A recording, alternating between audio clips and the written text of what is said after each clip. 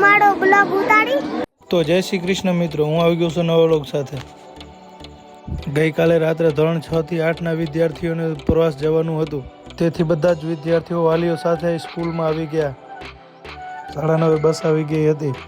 વિદ્યાર્થીઓમાં ખુશીનો માહોલ હતો અને વાલીઓ પણ તેમની સાથે તેમને છોડવા માટે આવ્યા હતા।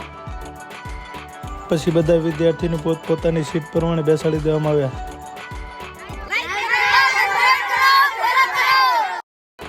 બધાના ચહેરા પર ખુશી જોવા મળી રહી હતી। બધા જ વિદ્યાર્થીઓ ખૂબ જ ખુશ હતા।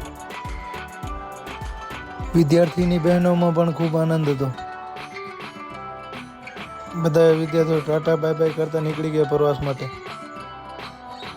આજે હતી શિવરાત્રી, તેથી હું નાહી ધોઈને પહોંચી ભોળાનાથના દર્શન કરવા। પછી અમે નીકળી ગયા ત્યાંથી આલુવાસ ભોળાનાથના દર્શન કરવા। પછી આલુવાસ પહોંચીને અમે કરી લીધા ભોળાનાથના દર્શન।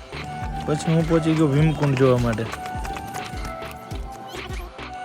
પછી મહાકાળીના દર્શન કરીને અમે નીકળી ગયા ઘર તરફ આવવા। સાંજે આવી ગયો હું પ્રેક્ટિસ કરવા। પ્રેક્ટિસ પૂર્ણ કરીને અમે નીકળી ગયા ઘર તરફ। બ્લોગ સારો લાગ્યો તો લાઈક ને ફોલો ભૂલાય નહીં।